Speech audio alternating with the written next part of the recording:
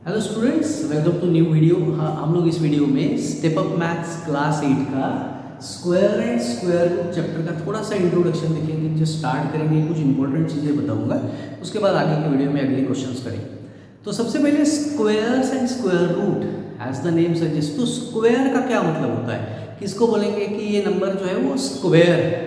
जैसे अगर मैं किसी नंबर x को, कोई अगर मेरा नेचुरल नंबर x है, उस x को अगर मैं दो नंबर के प्रोडक्ट के फॉर्म में लिख सकता हूँ, y to y, same two numbers, ये भी नेचुरल नंबर होने चाहिए, तो फिर मैं बोलूँगा कि x is a square of y।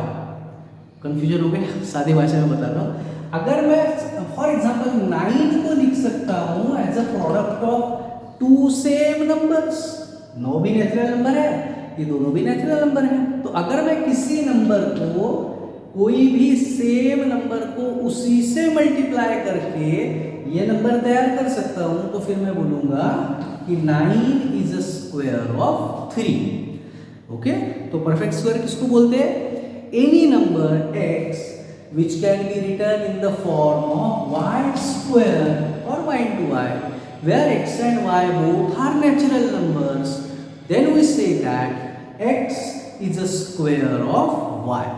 Okay, अब अगर हमको कोई क्वेश्चन दिया है, for example find the square of 5/2, क्या करना है फिर? अगर स्क्वायर बनाना है तो उनको करना क्या है? 5/2 स्क्वायर का मतलब उसी नंबर को उसी नंबर से और एक बार मल्टीप्लाई करना है।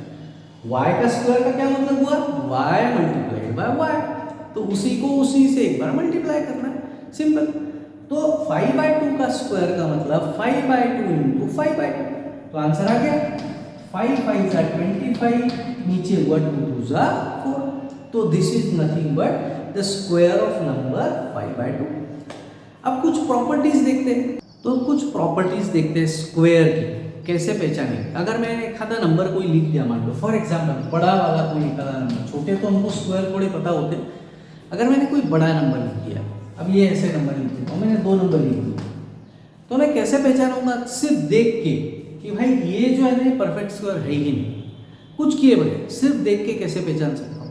तो बहुत आसान है। जिस नंबर का यूनिट डिजिट 2 3 7 या 8 होता है, अगर यूनिट डिजिट लास्ट है ना, अगर यूनिट डिजिट 2 3 7 8 में से कोई भी है, तो फिर वो परफेक्ट स्क्वायर कभी भी नहीं हो सकता।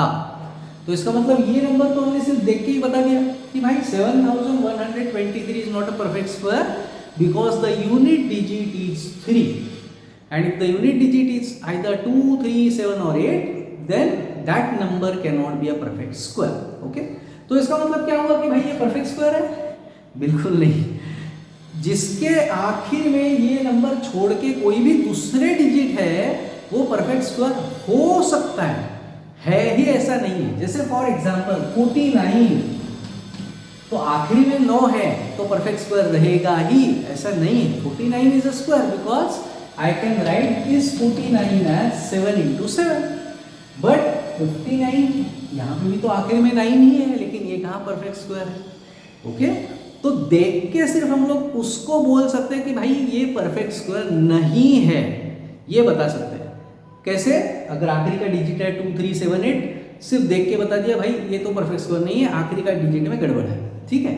अब जीरो का कैसे करते हैं? कोई कोई डिजिट में ऐसे जीरो रहता है, कोई कोई नंबर है ना, ये नंबर दे दिया, अब बताओ ये परफेक्ट स्क्वायर है क्या?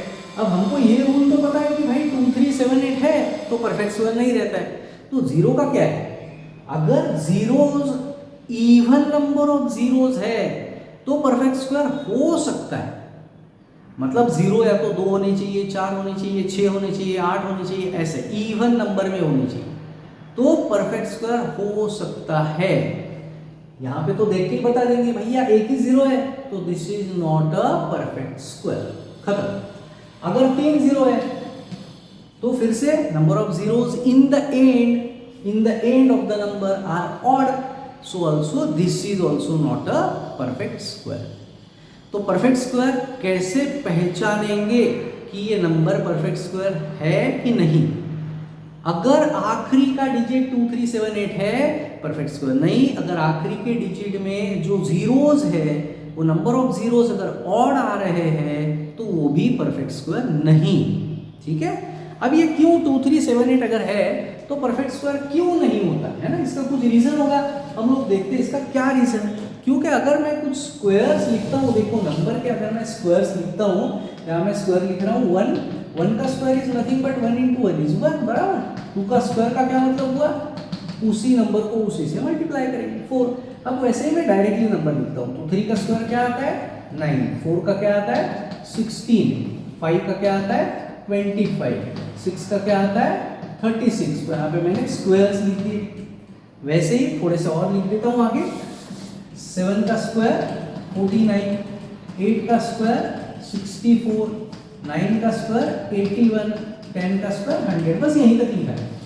अब यूनिट डिजिट ऑब्जर्व करो, यहाँ पे यूनिट डिजिट, यहाँ पे क्या है साथ में 0 है ना, ये 09, 04, 09, व्हाट इज यूनिट डिजिट 1 4 9 6 5 6, सो 1 4 9 6 5, उसके बाद फिर 9 फिर 4 फिर 1 फिर 0, 0 जो है वो इवन नंबर ऑफ जीरोस है। इसका मतलब कहीं पे भी परफेक्ट स्क्वायर में ये नंबर आया क्या 2378 आया, कहीं भी परफेक्ट स्क्वायर में नहीं आया। तो इसलिए हम लोग जब भी सिर्फ नंबर के आखिरी में देख के बता सकते हैं अगर भैया 2378 है तो परफेक्ट स्क्वायर नहीं हो सकता।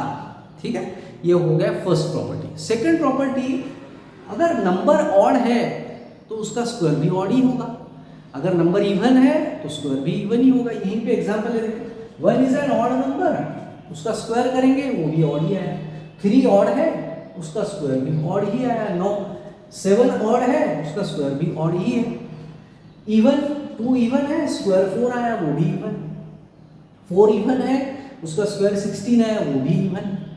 8 इवन है उसका स्क्वायर 64 आया वो भी इवन। तो इसका मतलब क्या है कि अगर नंबर इवन है तो स्क्वायर भी इवन होगा, अगर नंबर ऑड है तो स्क्वायर भी ऑड होगा।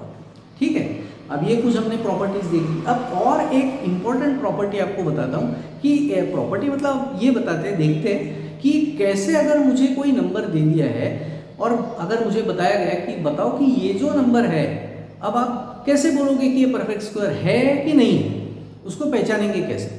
तो परफेक्ट स्क्वायर है कि नहीं पहचानने की 2 मेथड्स हैं। एक तो हम लोग प्राइम फैक्टराइजेशन मेथड करके बता सकते हैं कि हाँ ये जो नंबर है परफेक्ट स्क्वायर है।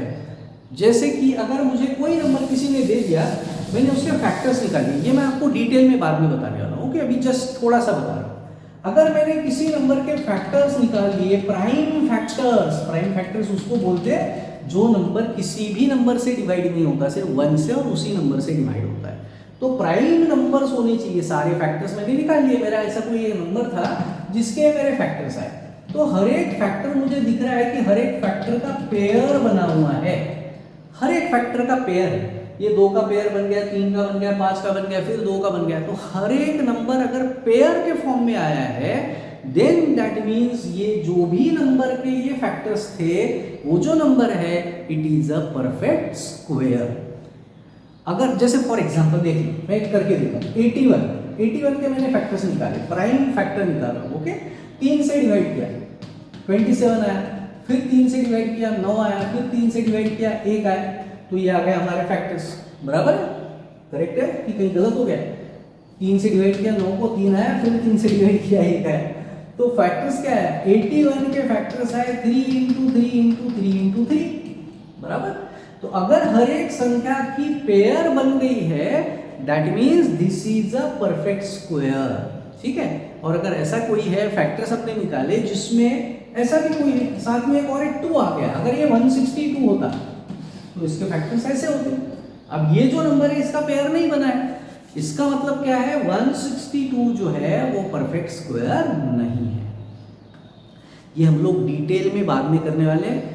आगे की वीडियो में मैं आपको प्राइम फैक्टराइजेशन से स्क्वायर रूट कैसे निकालना है वो बताऊंगा, और उसके बाद उसी वीडियो में मैं square root by division method वो भी पढ़ेंगे कि स्क्वायर रूट डिवीजन मेथड से कैसे निकालते हैं। अगर कोई नंबर दे दिया है और हमको बोला लॉन्ग डिवीजन मेथड से बताओ कि whether this number is a perfect square और नॉट, तो दोनों मेथड हम लोग आगे के वीडियो में ज़रूर पढ़ेंगे। अगर आपको इस वीडियो में मैंने जो चीज़ें आपको बताई है अगर आपको पसंद आई है तो प्लीज़ चैनल को सब्सक्राइब कीजिए, आपके दोस्तों के साथ शेयर कर सकते हैं। ये जो हम लोग अभी किताब कर रहे हैं स्टेप अप मैथ्स का, ये किताब पोद्दार इंटरनेशनल में यूज़ किया जाता है और बहुत अच्छे क्वालिटी के क्वेश्चंस हैं। चैप्टर सारे सेम ही है जो एनसीईआरटी में है। तो जो एनसीईआरटी की किताब फॉलो कर रहे हैं उन लोगों ने भी अगर ये किताब में से कुछ क्वेश्चन सॉल्व करके देखे तो उनके लिए भी बहुत अच्छा है। वैसे भी हम लोग आर डी शर्मा वगैरह, आर एस अग्रवाल वगैरह करके देखते ही हैं ताकि हमारा थोड़ा सा बेस स्ट्रॉन्ग हो, अलग अलग टाइप के क्वेश्चन हमको पता चले, है ना।